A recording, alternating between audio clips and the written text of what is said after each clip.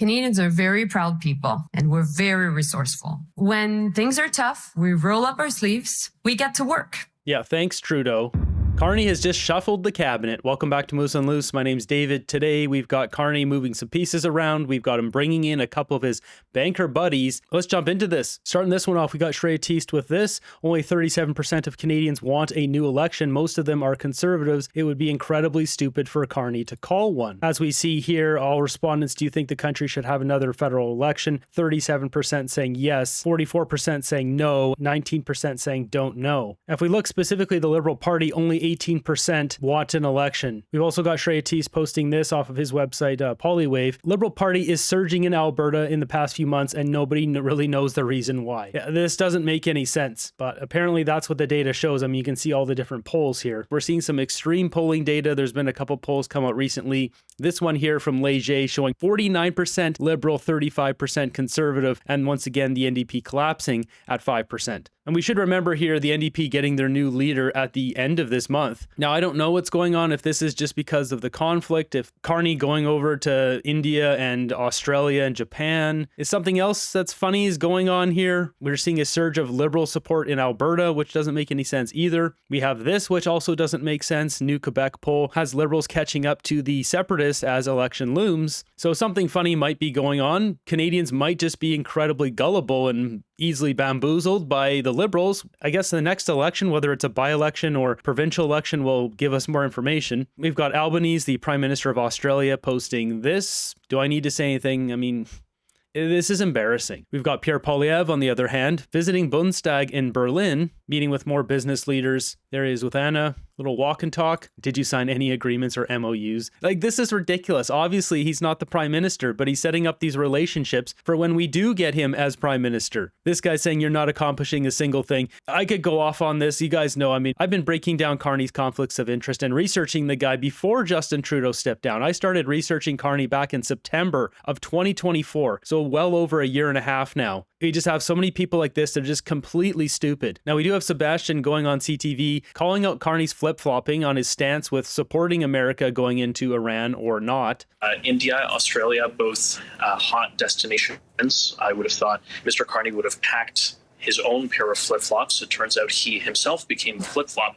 It's not just Iran and his statements around that we need to put attention towards. It's, of course, also his conflicting information out of his government, his officials, and himself about the role of India and potential interference in our democratic processes there.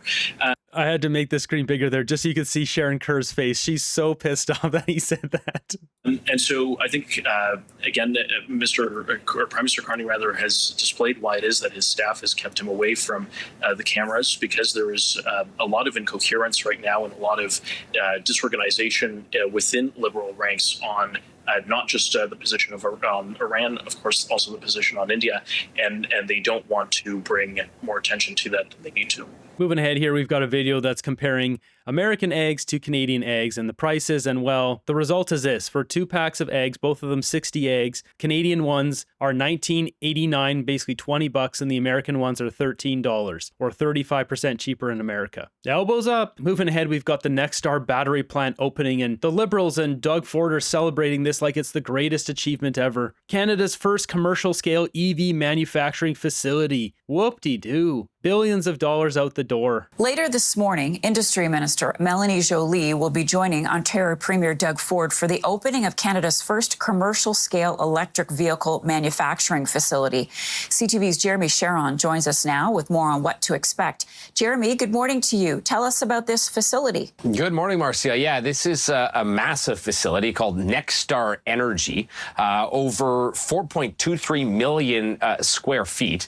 And this is a significant battery manufacturing facility that produces and manufactures lithium-ion batteries suitable for EVs, but also for energy storage systems. It was once a joint venture owned by LG Energy Systems and Stellantis, the major auto manufacturer. Stellantis no longer has an ownership stake in the facility. It is now solely owned by LG. but Stellantis is still getting its batteries from there. So this is a multi-purpose, battery manufacturing plant. This plant was sold to LG for just $100. Stellantis sells its stake in Windsor battery plant for just $100 in massive write-down on EV investments. That's almost a complete write-off of its $980 million investment, according to documents filed by buyer LG Energy. This is not exactly a vote of confidence in this Nexstar Energy facility. And sure, it'll probably be okay because it does produce batteries that can be used elsewhere besides EVs, which are not popular in Canada. Those EV batteries, I'm sure, will be sold to American companies, but can also be used for home energy storage. The question is, why did Canadian taxpayers pay for this? This article here, just from November 26, 2025, just a few months ago, feds have spent at least $530 million on Nexstar battery plant. Feds and the province have pledged up to $16 billion in support for the facility in Windsor, Ontario. Just open up the free market and let companies build. Why are we individually picking companies, in this case, sectors, and also in this case, EVs, which keep losing? Canadians aren't buying them. It's just bankrupting our country for no reason. Oh, that's right, because Mark Carney, through Justin Trudeau, brought in this net zero agenda here since 2019. All these different EV and battery manufacturing facilities, many of them going bankrupt, getting delayed or moved to America, all for his investments in Stripe and his net zero agenda here. Pushing carbon credits on us so we can have a carbon score on every single thing that we buy. Like this nonsense we see in the EU, our money's never spent for us. It's always for their benefit. And it is significant. The company Nexstar says that it has already, through this project, invested over 5 billion Canadian dollars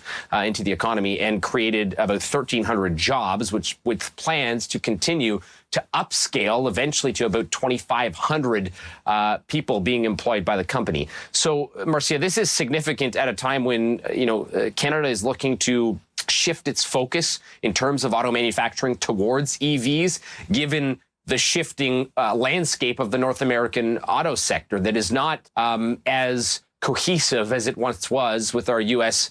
Partners. We've seen Stellantis depart from its Brampton plant to manufacture the Jeep Compass in the U.S. rather than in Canada. We have seen significant shifts, and the auto sector is taking a big hit as a result of U.S. President Donald Trump's tariffs and efforts to reshore manufacturing when it comes to the auto sector in America.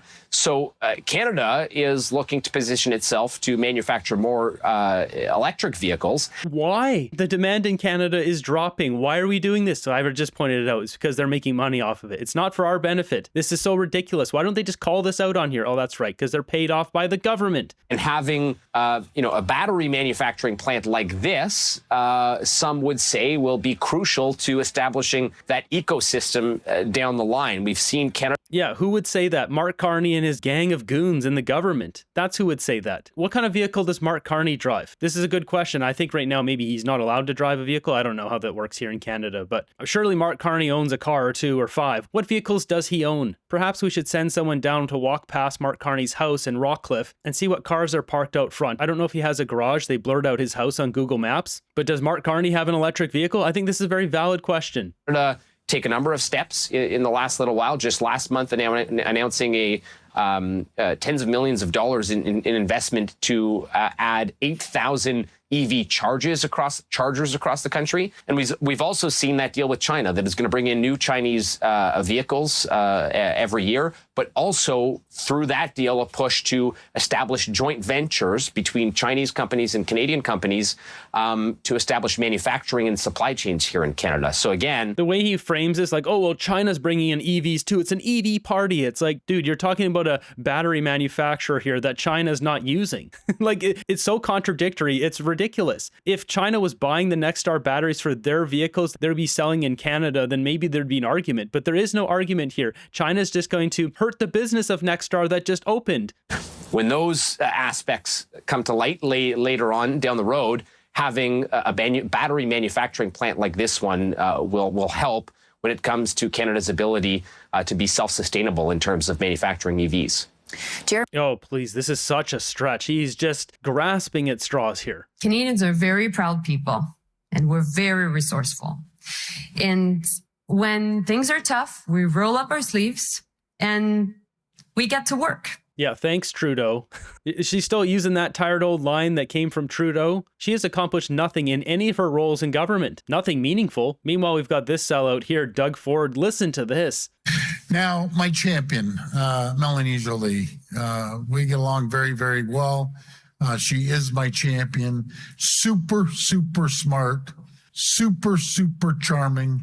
And just an incredible person. Yeah, easy there, Doug. She's married. Anytime she needs something, she just twists my arm and I give up right away.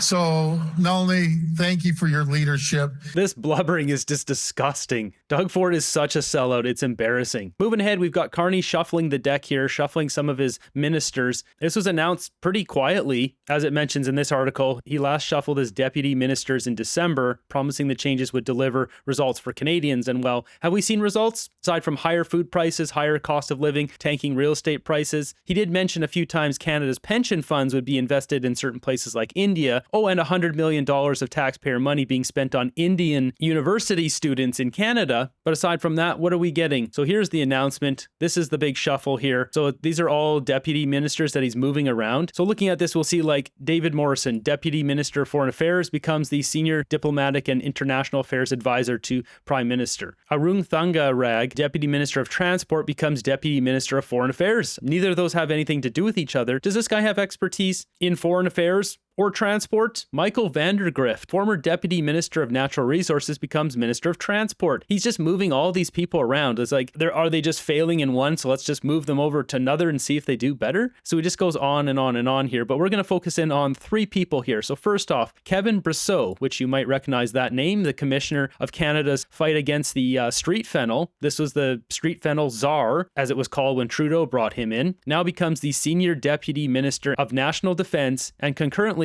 Commissioner of Canadian Coast Guard, and will continue serving as the commissioner to fight against street fennel. So he's staying as the street fennel guy, and that was his full-time job before, but now he's also adding on national defense and Canadian Coast Guard. Like, this is a clown show. Obviously, he had extra time in his day before if he suddenly can add in all this extra stuff. So here's Kevin Brosseau, shown in Washington, D.C. along Defense Minister David McGuinty. He was brought in as this street fennel czar, and that was it. Like, literally nothing has come out since then, aside from this one photo, which I haven't even seen before. He hangs out with McGuinty. They both get a couple photos with some fart face, and that's about it. Now, the other two people we want to talk about here is two of Mark Carney's banker buddies. We've got Glenn Purves and Rob Stewart. Rob Stewart was already in the government as the Deputy Minister of International Trade, but now he's becoming the Deputy Minister responsible to the lead of the creation of the new Financial Crimes Agency. Yep, financial crimes. And we've got Glenn Purves, who was recently the global head of macro research at BlackRock Investment Institute, now becoming the Deputy Minister of International Trade. Now, if we do a deeper dive into these guys, who are they? Well, Rob Stewart here, as you can see, I already got stars on these guys' names. I think these guys are friends with Mark Carney. He's worked with both of them before. So you can see his record here, 2010 to 2014. This was when Mark Carney was the governor of the Bank of Canada. And this guy was the Assistant Deputy Minister, International Trade and Finance, Department of Finance Canada. Note institutional overlap with Mark Carney's tenure as Bank of Canada governor. So I think he knows this guy from back in those days. He needs A-team guys that he knows, that he trusts, that are probably friends with him. And then this guy goes on to do a bunch of other roles here. Assistant Deputy Minister, Financial Sector Policy, Associate Deputy Minister of Finance, Public Safety, International Trade.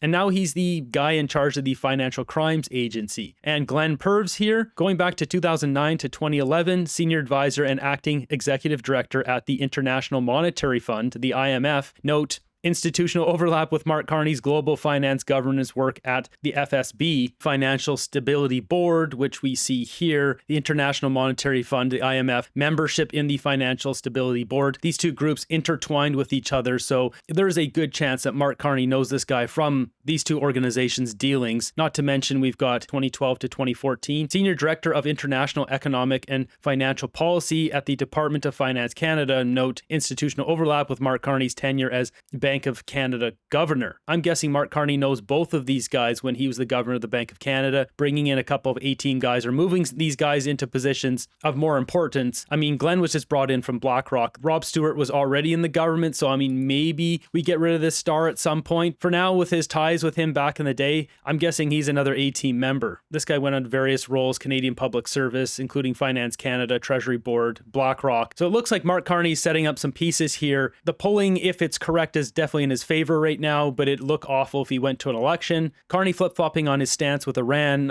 is that going to hurt him in the polls? It should be. It's hard to know when the media just keeps attacking Pierre Poilievre. I mean, I see the stuff every single day, the headlines. It's just ridiculous. Moving ahead, we've got this story here. Canadian influencer Nancy Grewal, 45, who had over 100,000 followers and was criticizing Khalistani separatists, was poked 18 times in her home. She even has a video from just a couple weeks ago where she was worried about her safety.